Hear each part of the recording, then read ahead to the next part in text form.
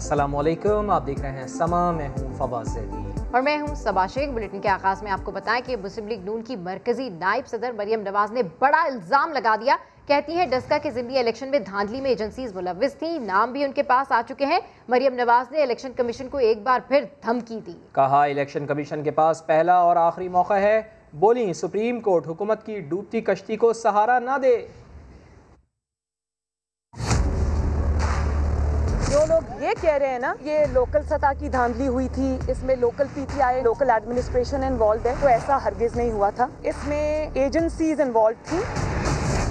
वो नाम मेरे पास आ चुके हैं, इंतजार कर रही हूँ कि ईसीपी के पास क्या क्या सबूत हैं वो सामने आए, ये खुद सच बता दें, मजीद शर्मिंदगी से बच जाएं। प्रिजाइडिंग ऑफिसर्स को पूरी रात गाड़ियों में घुमाया गया, नताइज तब्दील कराए गए, बाकी को एक डेरे पर ले जाकर पीटीआई का कौन कौन सा रुकन मौजूद था, किस किस एजेंसी का कौन सा रुकन मौजूद था, मैं अच्छी से जानती हूँ। अगर ये चीजें एक्सपोज न की तो ये मैं कर दूंगी। पूरे डस्का का वोट छीना गया, हम नहीं मान सकते। पूरे डस्के का इलेक्शन दोबारा होगा। तसद्दुक हुसैन है, उसने भी ये गवाही दी है कि हमें जबरदस्ती कहा जा रहा था कि इलेक्शन कमीशन की गाड़ी में नहीं दूसरी गाड़ियों में बैठो और अगवा हो जाओ। कि मैं बिल्कुल नहीं डरती। कहना चाहती हूँ चीफ इलेक्शन कमिश्नर से, ये आपके पास शायद पहला और आखिरी मौका है। जो भी जिम्मेदारान है सबके खिलाफ एक्शन लिया जाए, कैसरे किरदार तक पहुँचाया जाए।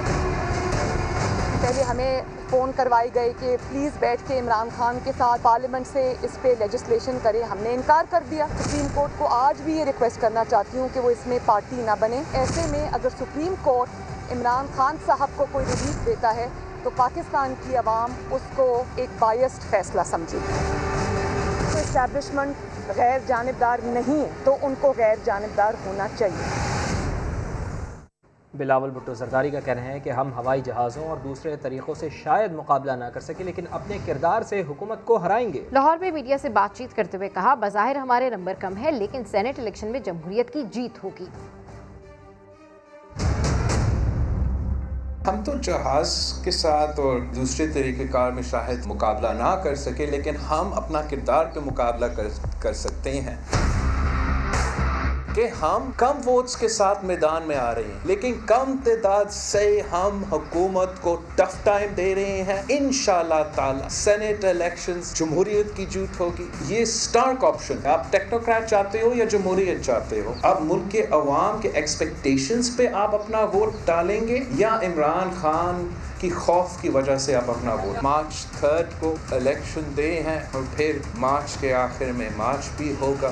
पाकिस्तान के अवाम को कह रहे हैं, हुकूमत के मेंबर्स को कह रहे हैं कि इस गिरती हुई दीवार को एक धक्का और दो। सेनेट इलेक्शन की जंग में उम्मीदवारों के धड़ाधड़ राबते जारी हैं। यूसुफ रजा गिलानी हिमायत के लिए शहबाज शरीफ से मिलने एहतसाब अदालत पहुंचे। अपोजिशन लीडर ने भरपूर हिमायत का यकीन दिला दिया। यूसुफ रजा गिलानी ने कहा कि हुकूमत के तमाम हरबे नाकाम हो गए। सेनेट इलेक्शन में एक हफ्ता बाकी, राब्तों में तेजी आ गई। पीपी रहनुमा और साबिक वजीर आजम यूसुफ रजा गिलानी शहबाज शरीफ से मिलने एहतसाब अदालत पहुंच गए। हिमायत का शुक्रिया अदा किया। कहा सेनेट इलेक्शन से पहले ही सरप्राइज हो चुका है, हुकूमत के सारे हरबे नाकाम हो गए। हुकूमत जो है पहले मेरे पीछे लगे कि ये नाअहल हो जाएं और उसकी पूरी कोशिश की, मगर मुझे क्वालिफाई किया गया। फिर अब उनकी कोशिश है कि आइन को तब्दील कर दिया जाए। यूसुफ रजा गिलानी का कहना था कि आइन में तब्दीली सिर्फ पार्लियामेंट का ही इख्तियार है। मैं सिर्फ ये कहूँगा कि आइन के मुताबिक हमें चलना चाहिए। गैर आइनी अक़दाम जो होगा वो जमहूरियत के लिए एक ख़तरा होगा। यूसुफ रजा गिलानी का कहना है कि आवाम तब्दीली चाहते हैं। ज़िमनी इलेक्शन में जीत के असरात सेनेट इलेक्शन में भी नजर आएंगे। हमारी सियासत रोज बदलती है। क्या हमारी सियासत में सब चलता है? जो कल तक यूसुफ रजा गिलानी के खिलाफ चलकर अदालत में जाते रहे, आज गिलानी उनसे मिलने अदालत चले आए। सियासत लोगों को कहां से कहां तक ले आई, देखिए ये रिपोर्ट। पाकिस्तान है मियां, कि ये आपका अपने बाप का मुल्क नहीं है। क्या जमाना था कि वो रोज लड़ा करते थे। कभी गिलानी की हुकूमत शहबाज का धड़म तख्ता करके गवर्नर राज लगा देती थी और नून लीग दौड़ी दौड़ी अदालत जाती थी। कभी मेमो गेट केस में बड़े मियां साहब गिलानी सरकार के खिलाफ काला कोट पहन लेते थे, मगर ये हमारी सियासत है जहां सब चलता है और चलकर अदालत तक भी चला जाता है। आज जरदारी के खास आदमी नून लीग से सेनेट वोट लेने अदालत तक चले गए। ये वही अदालत है जहां से शहबाज शरीफ नाअहल करार पाए थे। फिर गिलानी को 30 सेकंड की सजा हुई तो नवाज शरीफ ने नाअहल का शोर मचा दिया। सुप्रीम कोर्ट ने यूसुफ रजा गिलानी को सजा दी है, नीचे उतरो, घर जाओ। पूछा गया कि ये सब क्या है तो गिलानी साहब ने कहा, हमारी सियासत रोज बदलती है। Politics is a day to day affair. Politics में ऊंच नीच आती है। सिर्फ इतना ही नहीं, यूसुफ रजा गिलानी ने चार्टर ऑफ डेमोक्रेसी का हवाला भी दे डाला। पास की बात है, हमने उसको भूलकर, जैसे पहले चार्टर ऑफ डेमोक्रेसी मियां मोहम्मद नवाज शरीफ साहब के माबैन और मोहतरमा बेनज़ीर भुट्टो शहीद साहब के माबैन हुआ था, आज फिर हम इकट्ठे मिलकर इलेक्शन लड़ रहे हैं। भाई ये चार्टर ऑफ डेमोक्रेसी आखिर है क्या भला? तभी तो चार्टर ऑफ डेमोक्रेसी के कई साल बाद जरदारी ने नवाज शरीफ को ललकारा था। आप फिक्र न करें, मैं आपको सेनेट भी नहीं लेने दूंगा, इतने आप कंफर्टेबल ना हो। नवाज शरीफ ने उसूलों पर सौदेबाजी के बारे में कहा था, ये सब नहीं चलेगा। ये इंसानों की बस्ती है, इंसानों की, ये हैवानों की बस्ती नहीं है। हम इसको हैवानों की बस्ती नहीं बनने देंगे, ये इंसानों की बस्ती रहेगी। मगर ये सब तो चल रहा है और गालिबन चलता भी रहेगा। इस तरह तो होता है, इस तरह के काम। अपनी ही जमात पर संगीन इल्जाम, जानिए कुछ ही देर बाद। हमजा शहबाज को लाहौर हाई कोर्ट से बड़ा रिलीफ मिल गया। मनी लॉन्ड्रिंग केस में जमानत मंजूर कर ली गई। अदालत ने 1 करोड़ रुपए के 2 मुचलके जमा कराने की हिदायत की है। शाहिद हुसैन की रिपोर्ट। हमजा शहबाज की दरख्वास्त पे जमानत मंजूर हो गई। पंजाब असेंबली में ऑपोजिशन लीडर को आरजी रिहाई का परवाना मिल गया। उन्होंने मिले के ऊपर बेल दी है। जमानत का हुक्म हुआ तो लीगी कारकुनान में खुशी की लहर दौड़ गई। केस की समाअत के दौरान नैब के वकील ने बताया कि नई एहतसाब अदालतें बनाने का नोटिफिकेशन कर दिया है। 5 नई अदालतें लाहौर में बनने जा रही हैं। केस जल्द निमट जाएगा, इसलिए जमानत ना दी जाए। ताहम हमजा के वकला का मौक़िफ़ था कि एहतसाब अदालत खुद तस्लीम कर रही है कि ट्रायल 1 साल तक मुकम्मल नहीं होगा। हमजा शहबाज शरीफ की जमानत रोकने के लिए नैब ने ये नोटिफिकेशन किया और उन 5 अदालतों के हवाले से कहा गया कि ये जब 5 अदालतें आएंगी तो हमजा शहबाज शरीफ का जो ट्रायल है असासों वाला, वो बड़ी तेजी से पाया तकमील तक जाएगा। हमजा शहबाज को जून 2019 में गिरफ्तार किया गया। 20 अगस्त 2020 में उनके खिलाफ मनी लॉन्ड्रिंग केस का रेफरेंस आया, जबकि 11 नवंबर 2020 को फर्द जुर्म आयद की गई। इस केस में शहबाज शरीफ समेत 10 मुल्जिमान ट्रायल का सामना कर रहे हैं, जबकि नुसरत शहबाज समेत 6 अफराद इश्तिहारी हैं। हमजा शहबाज की रमजान शुगर मिल्स रेफरेंस में पहले ही जमानत हो चुकी है। कैमरामैन लियाकत बशीर के साथ शाहिद हुसैन, समा, लाहौर। सुप्रीम कोर्ट पार्लिमान का मुतबादिल नहीं, वोटिंग खुफिया होनी है या नहीं, फैसला पार्लियामेंट करेगी। सदारती रेफरेंस पर समाअत के दौरान चीफ जस्टिस ने ऐसे रिमार्क्स दिए। पीपल्स पार्टी, नून लीग समेत तमाम सियासी जमातों और सिंध हाई कोर्ट बार के वकला के दलाइल मुकम्मल हो गए। रजा रब्बानी ने कहा कि सेनेट इलेक्शन रियाजी का पर्चा नहीं, सियासी मामला है, समझौते होते रहते हैं। जुल्करनैन इकबाल की रिपोर्ट देखिए।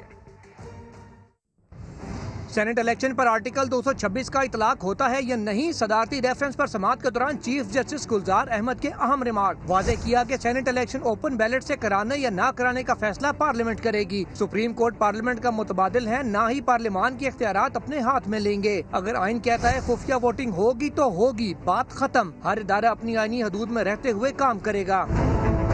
पीपल्स पार्टी पार्लियामेंटेरियन के वकील फारूक नाइक ने कहा, पार्टी सरबराह फैसला करता है इलेक्शन कौन लड़ेगा कौन नहीं। चीफ जस्टिस बोले, जमहूरियत की बात करते हैं तो पार्टी में फैसले भी जमहूरी होने चाहिए। आइन में सियासी जमातों का जिक्र है, क़ियादत का नहीं। नून लीग के वकील बैरिस्टर जफरुल्लाह ने कहा, खुफिया वोटिंग खत्म हुई तो जमहूरियत को धचका लगेगा। सिंध हाई कोर्ट बार के वकील बैरिस्टर सलाउद्दीन ने मौक़िफ़ अपनाया, आईनी बहरान नहीं इसलिए अदालत रेफरेंस पर राय देने से गुरेज करे। पीपल्स पार्टी पार्लियामेंटेरियन, मुस्लिम लीग नून और JUI समेत सिंध हाई कोर्ट बार के वकला ने दलाइल मुकम्मल कर लिए। मजीद समाअत जुमेरात को होगी। कैमरामैन अवैस काजी के साथ जुल्करनैन इकबाल, समा, इस्लामाबाद। वोट खरीदना या बेचना हराम है, सेनेट इंतखाबात के हवाले से उलमा ने फतवा जारी कर दिया। कोरोना वैक्सीन को हलाल भी करार दे दिया। मरकजी उलमा कौंसिल के मजलिस शूरा इजलास के बाद फतवा जारी किया गया, जिसमें कहा गया कि वोट कौमी फरीजा है, इसलिए इसकी खरीदो फरोख्त हराम है। उलमा कराम का ये भी कहना है कि कोरोना वैक्सीन जायज़ और हलाल है। शहरियों से अपील की है कि वैक्सीन लगवाने के लिए महकमा सेहत से ताउन करें। आपको बताएं कि वोट खरीदना या बेचना हराम है। सेनेट इंतखाबात के हवाले से उलमा ने फतवा जारी कर दिया है। कोरोना वैक्सीन को भी हलाल करार दे दिया। वज़ीर इत्तला शिबली फराज कहते हैं कि अपोजिशन जमातें पैसे की सियासत और वोटों की खरीदो फरोख्त का पुराना कल्चर किसी सूरत तब्दील नहीं करना चाहती। पैसे के ज़ोर पर पार्लियामेंट में आने वाली पार्टी या जमहूरियत के नहीं, सिर्फ अपने मफादात के वफादार होते हैं। अपोजिशन की कुव्वतें जो चाहती हैं कि पाकिस्तानी सियासत में वही पुराना कल्चर रहे जिसमें कि पैसे की माँ पर लोगों के ज़मीर खरीदे जाएं, वोटों की खरीद हो और वो लोग पार्लियामेंट में आके बैठें जो कि बुनियादी तौर पर पैसे के ज़ोर पर आए होते हैं। जब वो पैसे के जोर पे आते हैं तो न तो उनकी सियासी पार्टी के साथ, जमहूरियत के साथ वाबस्तगी होती है, वो सिर्फ और सिर्फ ज़ाती फ़ायदा या वो उन कुव्वतों का, उस तबके की नुमाइंदगी करते हैं जिसने इस मुल्क को आज मुआशी इखलाकी तौर पे मफलूज कर दिया है। प्राइम मिनिस्टर इमरान खान और उनकी हुकूमत इस बात पे चट्टान की तरह खड़े हुए हैं कि हमने इस फरसूदा, इस खरीदो फरोख्त के रिवाज की रिवायत को बिल्कुल जड़ों से उखाड़ना है और उन लोगों को लाना है जो कि अहलियत रखते हों, कारकुन हों पार्टी के, न कि उनकी क्वालिफिकेशन या उनकी अहलियत पैसा हो। ये लोग तो वो लोग हैं जो कि 4 हल्के नहीं खोलना चाहते थे, जबकि उनकी एक डिमांड थी जो डस्का के बारे में थी कि जी 20 पोलिंग स्टेशंस हैं, इनको दोबारा इलेक्शन किया जाए। प्राइम मिनिस्टर साहब ने कहा बिल्कुल करें और फौरन उन्होंने इस चैलेंज को कबूल कर लिया। ये होती है ट्रांसपेरेंसी, ये होती है इदारों को मजबूत करने की एक अमली कोशिश। हुकूमत को घर भेजने के दावों से टफ टाइम तक का सफर, क्या PDM रहनुमा मायूस हो गए? बिलावल भुट्टो कहते हैं कि हुकूमत को टफ टाइम देते रहेंगे जब तक ये घर नहीं चली जाती। मरियम नवाज से सवाल हुआ कि इमरान खान को घर भेजने की अगली डेडलाइन बता दें, तो उन्होंने कोई भी तारीख देने से गुरेज किया। कहा उनकी घबराहट से लगता है कि खुद ही चले जाएंगे। घर कब जा रहे हैं? अगली डेडलाइन बता दें मैडम। देखो मेरी बात सुनो, मैं तो तारीखें नहीं दे सकती, लेकिन मैं ये ज़रूर जानती हूँ कि उनकी जो हरकतें हैं ना, उनका जो घबराना है, उनके जो हवास बाख्तापन का सबूत है, जिस तरह इनके सांस, हाथ पाँव फूले हुए हैं, उससे तो मुझे ये नज़र आ रहा है कि हमसे पहले उनको पता है कि वो कब जा रहे हैं। जाली हुकूमत और पूरी एजेंसीज़ को 2 शेरनियों ने दिन में तारे दिखा दिए। आपको बताएं कि मरियम नवाज़ एजेंसियों पर भी गरजती बरसती रहीं। कहा पंजाब के वोट पर डाका डालने की कोशिश की गई, क्या पंजाब को लावारिस समझ रखा था? बोली मरियम के पापा आएंगे, वोट चोरों को रुलाएंगे। उन्होंने इलेक्शन कमीशन से मुतालबा किया कि धांधली में मुलव्वस अहलकारों के खिलाफ सख्त कार्रवाई की जाए। आपको बताएं कि जाली हुकूमत और पूरी एजेंसीज़ को 2 शेरनियों ने दिन में तारे दिखा दिए। मरियम नवाज़ एजेंसियों पर भी गरजती बरसती रहीं। कहा पंजाब के वोट पर डाका डालने की कोशिश की गई, क्या पंजाब को लावारिस समझ रखा था? बोली मरियम के पापा आएंगे, वोट चोरों को रुलाएंगे। उन्होंने इलेक्शन कमीशन से मुतालबा किया है कि धांधली में मुलव्वस अहलकारों के खिलाफ सख्त तरीन कार्रवाई की जाए। तो वज़ीराबाद जलसे में खिताब कर रही थी मरियम नवाज़। क्या उनका कहना था, पहले आपको सुनवा देते हैं। पूरी की पूरी इंतजामिया को, पूरी की पूरी जाली हुकूमत को, पूरी एजेंसीज को इन 2 शेरनियों ने दिन में तारे दिखा दिए। डाका डालने की कोशिश कहाँ हुई? पंजाब में। तो मैं पूछना चाहती हूँ कि ठीक है, नवाज शरीफ की हुकूमत नहीं है पंजाब में, क्या तुमने पंजाब को इतना लावारिस समझ लिया था? मरियम के पापा रोजगार तो इंशाल्लाह बाद में लाएंगे, पहले इन वोट चोरों को रुलाएंगे। जो भी एजेंसीज के एहलकार, जो भी हुकूमती एहलकार, इनको सजाएं दी जाए। पूरी ईमानदारी से इलेक्शन चोरी किया है बंदा ईमान। गुगली चैलेंज पर खिलाड़ियों की परफॉर्मेंस दिखाएंगे आपको कुछ ही देर में। लियाकत जतोई ने करोड़ों रुपए में टिकट बेचने का इल्जाम लगाया तो सैफुल्लाह अबड़ो ने कानूनी नोटिस भिजवा दिया। कहा इल्जाम साबित करो वरना 2 अरब रुपए हर्जाना अदा करो। आमिर लियाकत ने शहबाज गिल से अपील कर दी। कहा कि लियाकत जतोई भाई हैं, मामला मुझे निपटाने दें। शहबाज गिल ने अपना ट्वीट ही डिलीट कर दिया। तो जो है उसके लिए मैं बात नहीं करना चाहता हूँ, लेकिन आपने सवाल किया है तो मैं जवाब देना चाहता हूँ। 35 करोड़ में ये टिकट बिका है। लियाकत जतोई का अपनी ही जमात पर संगीन इल्जाम। क्या सेनेट के लिए तहरीक इंसाफ में पैसा चल रहा है? फैसल वाडा को टिकट देने पर भी सवाल उठा दिया। वाडा साहब हैं, MNA भी हैं, मिनिस्टर भी हैं, फिर सेनेट की टिकट भी। हमारे सिंध के अंदर कोई इस काबिल नहीं था। सैफुल्लाह अबड़ो ने भी झट कानूनी नोटिस भिजवा दिया। कहा इल्जाम का सबूत दें या 2 अरब रुपए हर्जाना अदा करें। खान बहादुर साहब, आपने कहा है कि 35 करोड़ में टिकट बेचा गया है। आपको बताऊंगा कि मैं मिडिल क्लास का आदमी हूँ। आपने जो बेहुदा इल्जाम लगाए हैं तो ये आपको साबित करना पड़ेगा। खुर्रम शेरजमान बोले वज़ीर आज़म इमरान खान के फैसले पर एतराज क्यों? शिकायत थी तो दरख्वास्त दे देते। वैसे वो खुद भी शायद ख्वाहिशमंद थे सेनेटर बनने के लिए, और अगर शायद उनको पार्टी ने टिकट नहीं दिया तो इस तरह की स्टेटमेंट्स आ रही हैं जो कि बहुत ही नामुनासिब है। इस्लामाबाद से शहबाज गिल भी बोल पड़े। कहा लियाकत जतोई तो खुद नामजदा हैं, इल्जाम साबित न किए तो पार्टी एक्शन लेगी। जिस पर आमिर लियाकत ने जवाबी ट्वीट किया कि लियाकत जतोई घर के आदमी हैं, हाथ जरा हल्का रखें, मामला उन्हें ही निपटाने दें। कुछ देर बाद शहबाज गिल ने अपना ट्वीट डिलीट कर दिया। DGI-SPR major general Babar Iftikhar कहते हैं कि एहसानुल्लाह एहसान के फरार के ज़िम्मेदारान के खिलाफ कार्रवाई की जा चुकी है। दोबारा गिरफ्तारी की कोशिशें भी जारी हैं। मलाला यूसुफजई को धमकी जाली ट्विटर अकाउंट से दी गई। DGI-SPR ने कहा कि पाकिस्तान में शिद्दत पसंदों की मदद अफगानिस्तान से की जा रही है। इंडिया इन तंजीमों को असला, रकम और नई टेक्नोलॉजी देता है, लेकिन पाकिस्तान हर कीमत पर अफगानिस्तान में अमन चाहता है। उन्होंने कहा कि मिसिंग पर्सनस के मामले पर बनने वाली कमीशन ने बहुत पेशरफ की है। मिसिंग पर्सनस का मामला बहुत जल्द हल हो जाएगा। आपको बताएं DGI-SPR major general Babar Iftikhar कहते हैं एहसानुल्लाह एहसान के फरार के जिम्मेदारों के खिलाफ कार्रवाई की जा चुकी है। दोबारा गिरफ्तारी की कोशिशें भी की जा रही हैं। मलाला को धमकी जाली ट्विटर अकाउंट से दी गई। DGI-SPR ने कहा कि पाकिस्तान में शिद्दत पसंदों की मदद अफगानिस्तान से की जा रही है। इंडिया इन तंजीमों को असला, रकम और नई टेक्नोलॉजी देता है, लेकिन पाकिस्तान हर कीमत पर अफगानिस्तान में अमन चाहता है। वज़ीर आज़म इमरान खान का कहना है कि मसला कश्मीर सिर्फ मुज़ाकरात से ही हल हो सकता है। मोदी को मुज़ाकरात का पैगाम भिजवाया लेकिन कामयाबी नहीं मिली। जब तक मसाइल से नहीं निकलेंगे खुशहाली नहीं आएगी। गुरबत ख़त्म करने के लिए ख़ित्ते के ममालिक को यूरोपीय यूनियन से सीखना होगा। वज़ीर आज़म इमरान खान का कोलंबो में तिजारत और सरमायाकारी कॉन्फ्रेंस से खिताब। कहा खित्ते में गुर्बत के खात्मे के लिए यूरोपीय यूनियन की तर्ज पर ताल्लुकात कायम करना होंगे। भारत से कारोबार बढ़ाने और कशीदगी कम करने के लिए राबता किया लेकिन कामयाबी नहीं मिली। Especially after the European Union, that it's unthinkable that these countries could ever have another war. So similarly, my dream for the subcontinent is that we resolve our difference, and our difference is only one. It's the Kashmir issue, and this can only be resolved through dialogue. Imran Khan ने कहा पाकिस्तान, चीन और America के दरमियान खलीज कम करने में किरदार अदा कर सकता है। Some 50 years back, it was Pakistan which opened up China for the United States.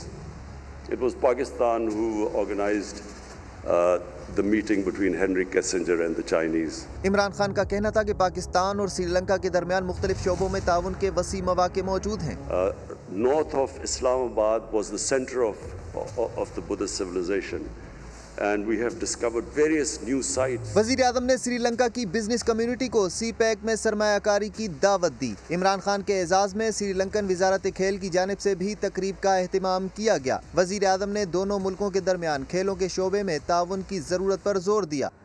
और अभी आपको बताएं कि इस वक्त मामले खुसूसी फिरदौस आशिक कमान मीडिया से गुफ्तगू कर रही हैं। आपको बराह रास्त ले दांदली लीग जो है इसने अपनी टीम की जो नायब कप्तान चुनी है उसका काम ही धांधली ज़दा बयानिया,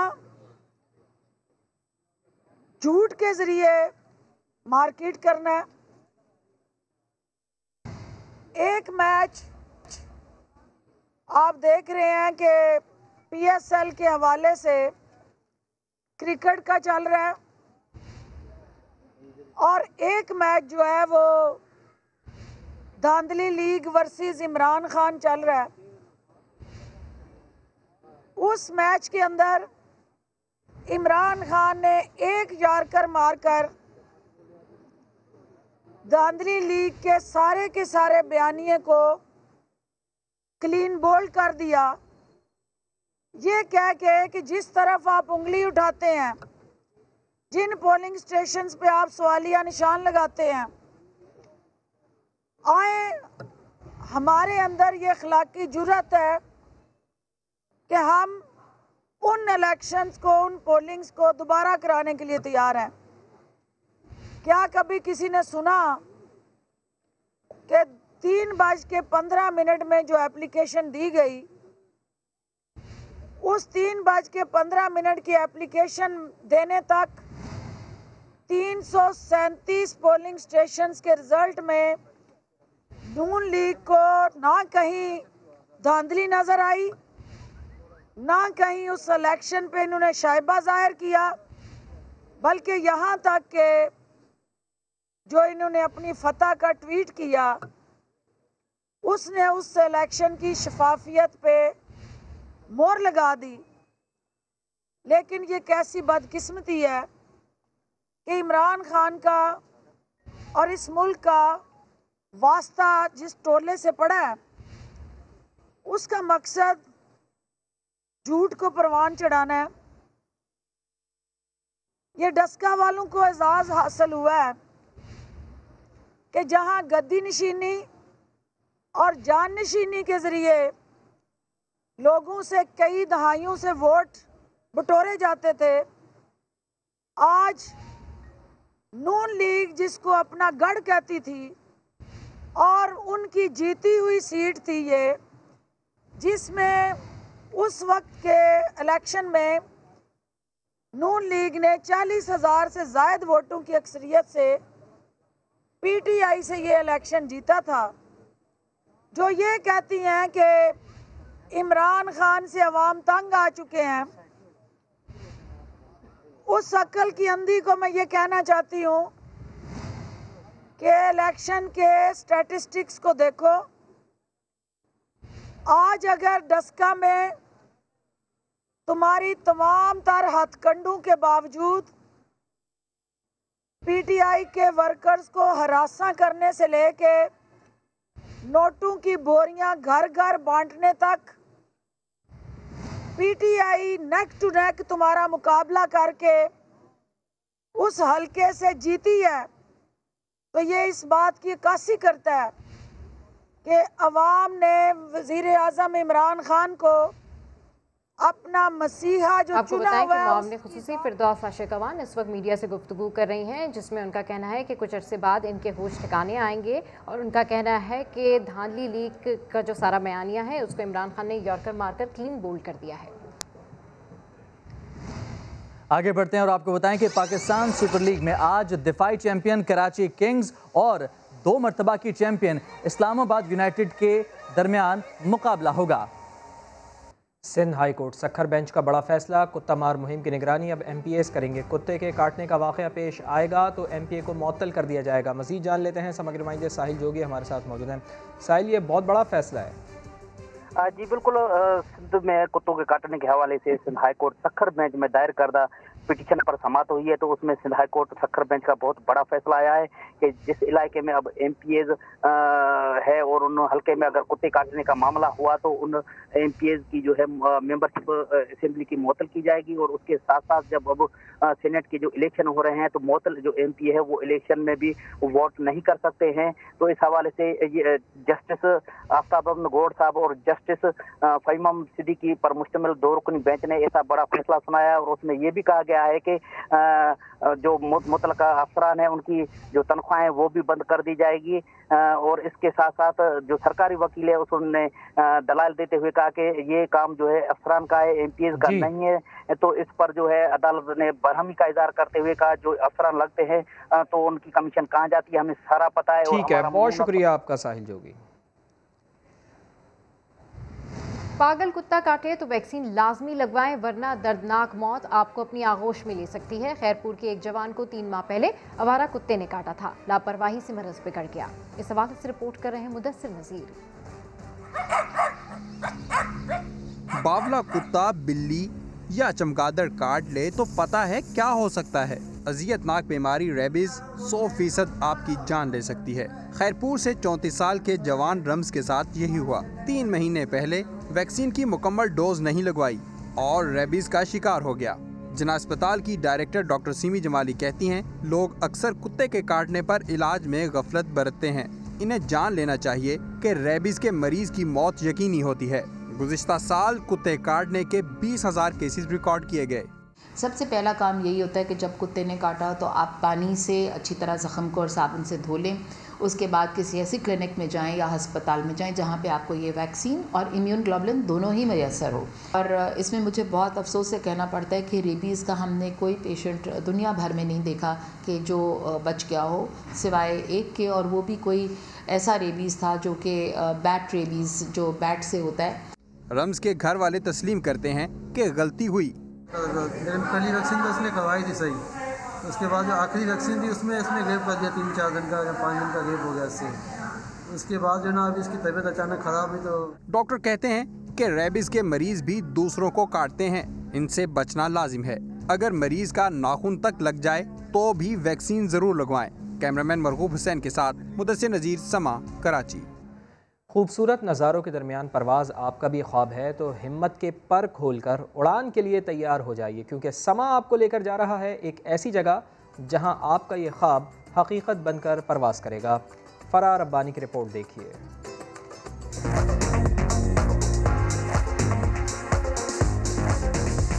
नीला नीला आसमां, सब्ज रंग का गहरा पानी और उस पर रंग बिरंग तितलियों की तरह उड़ते पैराग्लाइड। ये किसी हॉलीवुड फिल्म के मनाजिर नहीं, ये हसीन और दिलफरेब नज़ारे हैं सब्ज़ाज़ार और पहाड़ों में घिरे खानपुर डैम के। फील होता है कि वाकई कि आप परिंदों की तरह उड़ रहे हैं, क्योंकि आप जो है वो स्काई के बहुत करीब हैं। आप अपने हाथ अगर खोलें तो आपको लगेगा आपने अपने विंग्स फैलाए हुए हैं। जाते जाड़े की नर्म धूप, पहाड़ों के पहलू में शीशे की शफाफियत को मात देता आईना नुमा पानी। इन हसीन नज़ारों के दरमियान पैरासेलिंग तो जैसे एक हसीन ख्वाब हो। फजा में उड़ती रंग बिरंगी छतरियाँ, पानी पर तैरती तेज रफ्तार कश्ती और एक मजबूत रस्सी, ये है इस खूबसूरत परवाज का कुल सामान। हार्नेस पहनकर पैराशूट से जोड़कर तैयार हो जाओ। हिम्मत के पर खोलकर कश्ती के पीछे हल्की सी दौड़ लगाओ और बस आपने उड़ान भर ली। फर्स्ट टाइम था कि आप इतनी हाइट पे गए हो जमीन से। एक तरफ जो है वो सूरज गरूब हो रहा है, वो भी आपको नजर आ रहा है, पानी के ऊपर उसका रिफ्लेक्शन पड़ रहा है, वो बहुत ब्यूटीफुल लग रहा था। लोग बहुत छोटे छोटे नजर आ रहे थे। अगर नीलगू पानी और नीले आसमान के दरमियान परवाज आपका भी ख्वाब है तो खानपुर डैम चले आए, क्योंकि ख्वाबों को समझौते रास नहीं आते। ऊपर नील गगन, नीचे नीला जल, बीच में मन भाता उड़ता जाए, लेकिन जिसे ये मंजर पाना है उसे यहाँ आना पड़ेगा। कैमरा टीम के साथ फरार रब्बानी, समा, खानपुर। वफाकी वज़ीर और MQM के रहनुमा अमीनुल हक कहते हैं कि पीपल्स पार्टी ने मुलाकात की दरख्वास्त की है। हमारे दरवाजे सबके लिए खुले हैं, मगर पहले सिंध हुकूमत को सोच और सियासी तरीक़ाकार बदलना होगा। पॉलिटिकल पार्टीज MQM के दरवाजे तमाम लोगों को सिंध की क़यादत को देखकर कहते कि एक रिकॉर्ड बनता जा रहा है कि पूरे पाकिस्तान में, पूरे एशिया में, बल्कि पूरे दुनिया की वाहिद हुकूमत है जो यूनिवर्सिटी बनाने में भी रुकावट डालती है। तो मैं समझता हूँ कि पहले उन्हें ब्रॉड माइंड बनना पड़ेगा, सियासी तरीक़ेकार अपनाना पड़ेगा। अब से कुछ ही देर में देखिए बहू सलाखों के पीछे। कोरोना वैक्सीन ना लगवाने वाले हेल्थ वर्कर्स के खिलाफ महकमा सेहत सिंध ने सख्त कार्रवाई का ऐलान कर दिया। वज़ीर सेहत सिंध ने हेल्थ अमले के खिलाफ कार्रवाई की हिदायत दे दी है। मजीद जानते हैं समा के नुमाइंदे मुदस्सिर नज़ीर से। जी मुदस्सिर नज़ीर, मजीद क्या कहना है? जी बिल्कुल, वज़ीर सेहत सिंध का डिस्ट्रिक्ट हेल्थ अफसरान के साथ एक इजलास है। उस इजलास में फैसला किया गया है कि जो हेल्थ वर्कर्स वैक्सीन मरहले का हिस्सा नहीं होंगे उनकी जो नौकरी है वो उनसे उन नौकरियों से फारिग कर दिया जाएगा। और इसमें उन्होंने जो रजिस्टर्ड हैं अफराद उनकी भी तादाद बताई कि सिंध में सरकारी और निजी सतह के 1,98,400 जो हेल्थ वर्कर्स हैं वो रजिस्टर्ड हैं। और ये तमाम जो रजिस्ट्रेशन का अमल है इसको मद्देनजर रखते हुए वो लोग जो नहीं वैक्सीनेशन लगवाएंगे उनके खिलाफ सख्त कार्रवाई का फैसला किया गया है। ठीक है, मुदस्सिर नज़ीर अपडेट करें, आपका शुक्रिया। कराची के इलाके क्लिफ्टन में सास पर तशद्दुद के इल्ज़ाम में बहू को गिरफ्तार कर लिया गया। शौहर ने खातून के खिलाफ मुकदमा दर्ज करवा दिया। रिपोर्ट कर रहे हैं शाहनवाज अली कादरी। कराची के इलाके क्लिफ्टन में सास पर तशद्दुद के इल्ज़ाम में बहू सलाखों के पीछे पहुंच गई। बहू ने सास को मारा और शौहर से कहा कि अम्मी को गिरने से चोट लगी, मगर मुलाजमा ने भांडा फोड़ दिया। चुप कर वीडियो बनाई और खातून के शौहर को दिखाई। पुलिस का कहना है कि वाकया 12 फरवरी को पेश आया। मुकदमा 19 फरवरी को बोर्ड बेसन थाने में दर्ज हुआ। मुलजिमा को 6 मार्च तक के लिए जेल भेज दिया गया है। मुतासरा खातून की मेडिकल रिपोर्ट का इंतजार है। सास को भी शामिल तफ्तीश किया जाएगा। कैमरामैन मोहसिन अली के साथ शाहनवाज अली, समा, कराची। उकाड़ा में सालों ने बहनोई पर तशद्दुद किया, वीडियो भी बनाते रहे। उकाड़ा के गांव में सालों ने अपने बहनोई गुलाम रसूल को अगवा किया और असले के जोर पर हाथ और गले में रस्सी बांधकर तशद्दुद करते रहे। वीडियो मंजर आम पर आई तो पुलिस ने मरकजी मुलजिम जमान को गिरफ्तार कर लिया। 3 मुलजिमान फरार हो गए। मुतासरा शख्स गुलाम रसूल ने अपने सालों की बदमाशी के खिलाफ पुलिस को दरखास्त दी थी। PTI अरकान ने IG सिंध को ओहदे से हटाने के लिए सिंध असम्बली में करारदाद जमा करा दी है, जिस पर कल बहस होने का इम्कान है। इसकी मजीद तफसीलात हासिल करते हैं समा के नुमाइंदे संजय साधवानी से। जी अपडेट कीजिए संजय। जी बिल्कुल, IG सिंध को हटाया जाए। IG सिंध मुश्ताक मेयर हुक्मरान जमात पाकिस्तान पीपल्स पार्टी की पार्टी बन गए हैं। PTI के MPs ने ये इल्ज़ाम लगाया है। PTI के MPs ने मौक़िफ़ अपनाया है कि IG सिंध को फौरी तौर पर ओहदे से हटाया जाए। PTI MPs ने अपने दस्तखत शुदा जो करारदाद है वो सिंध असम्बली के सेक्रेटरीट में जमा करा दी है, जिस पर कल बहस होने का इम्कान है। पाकिस्तान तहरीक इंसाफ ने मौक़िफ़ अपनाया है कि IG सिंध को फौरी तौर पर ओहदे से हटाया जाए, क्योंकि वो पीपल्स पार्टी के कहने पर, मुराद अली शाह के कहने पर खुर्रम शेरजमान का मौक़िफ़ है कि वो अपोजिशन अरकान के खिलाफ मुकदमात कर रहे हैं और उन्हें तंग किया जा रहा है। ठीक है, PTI अरकान ने IG सिंध को ओहदे से हटाने के लिए सिंध असम्बली में करारदाद जमा करा दी, जिस पर कल बहस होने का इम्कान जाहिर किया जा रहा है। इस खबर से आपको अपडेट करें। इसमें मुतालबा किया गया है कि IG सिंध को हटाया जाए। कराची में गुजर नाले के अतराफ अब तक 450 पुख्ता तामीरात गिरा दी गई हैं। ज़्यादातर लोगों के चेक्स भी क्लियर हो चुके हैं। इस हवाले से रिपोर्ट कर रहे हैं खुर्शीद आलम। गुजर नाले के अतराफ तजावुज़ात गिराने का काम जारी है। अब तक 450 पुख्ता तामीरात को जुज़वी या मुकम्मल तौर पर गिराया जा चुका है। मुतासिरीन को मुआवजा भी दिया जा रहा है। जिन लोगों को चेक मिले वो क्लियर हो चुके हैं। उन्होंने 90,000 रुपये का चेक दिए, जो कि हमारे अकाउंट में पैसे आ चुके हैं। इस हिसाब से हमारे घर टूटे हैं, उस हिसाब से मुआवजा कम है। जुज़वी मिसमार किए गए गोदाम के मुलाजिम ने दावा किया कि उनके गोदाम की कटाई ज़्यादा हो गई है। फ्रंट के ऊपर कटिंग जो है 18 फीट की थी, अब जो है ना कटिंग जो है जब तोड़ने आए तो फिर तकरीबन 23 फीट जो है ना कटिंग कर दी। गुजर नाले पर तजावुज़ात के खिलाफ कार्रवाई में 4000 से ज़ायद तामीरात के खिलाफ एक्शन किया जा रहा है, ताकि नाले के दोनों अतराफ 30 फुट की सड़क बनाई जा सके। कैमरामैन इमरान शाहिद के साथ खुर्शीद आलम, समा, कराची। बोलो फैसलाबाद में बात करेंगे धागे के बहरान की, जिसके बायस 40% से ज़ायद टेक्सटाइल इंडस्ट्री बंद हो गई है। मजदूर एक वक्त की रोटी को तरसने लगे।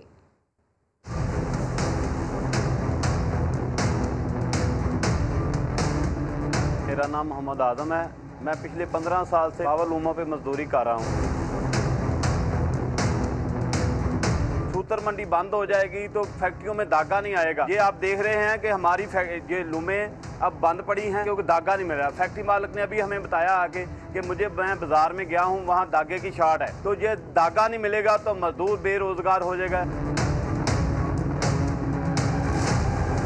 वज़ीर आज़म इमरान खान साहब, आपने 1 करोड़ नौकरियों का कहा था, लेकिन यहाँ तो लाखों मजदूर बेरोजगार हो रहे हैं। 3 माह से कोरोना की वजह से हमारी फैक्ट्रियां बंद रही। ये धागा शार जो हो रहा है, ये धागे की वजह से 40 से 50% पावर लूम बंद हो गई हैं। इसका सबसे बड़ा नुकसान मजदूर को होगा। गलियात में मौसम सुहाना। डोंगा गली से अयूबिया तक सयाहों का आना जाना लगा हुआ है। आतिफ क़य्यूम की रिपोर्ट।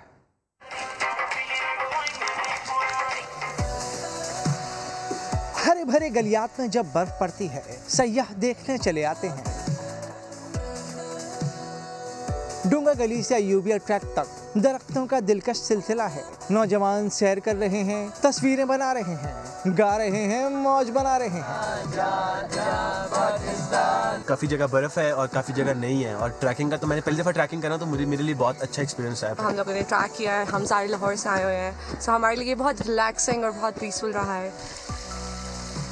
इस रास्ते पर बहता छोटा सा आबशार भी काबिल तवज्जो है।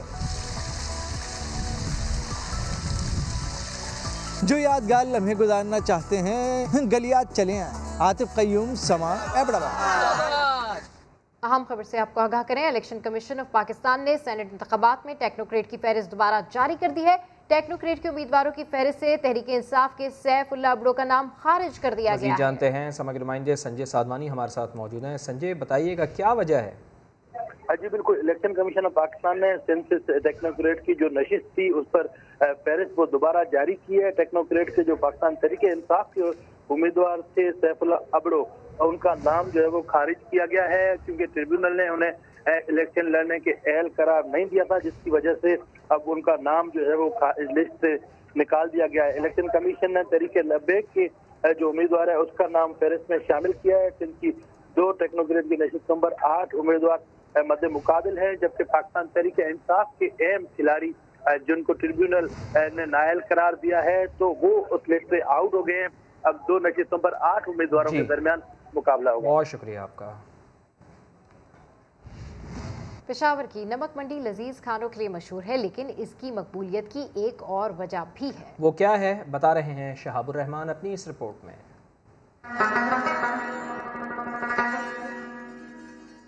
नमक मंडी की वजह शोहरत मटन कढ़ाई और सीख टिक्का है, मगर इस बाजार के अकब में आबाद है पत्थरों की दुनिया।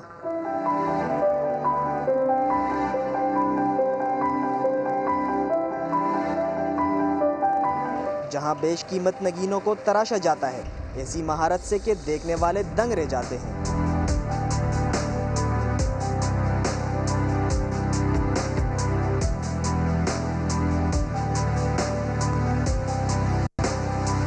बेसिकली आता है हमारे पास रफ फार्म में, फिर इसको हम जो है कटाई वगैरह करके इसको हम जेम की फार्म में ले आते हैं, जो फिर बाद में ज्वेलरी में या किसी भी यूज़ में आ सकता है। दीदा जेब पत्थर न सिर्फ जेवरात में इस्तेमाल होते हैं, बल्कि इसकी मांग है बैरून ममालिक भी।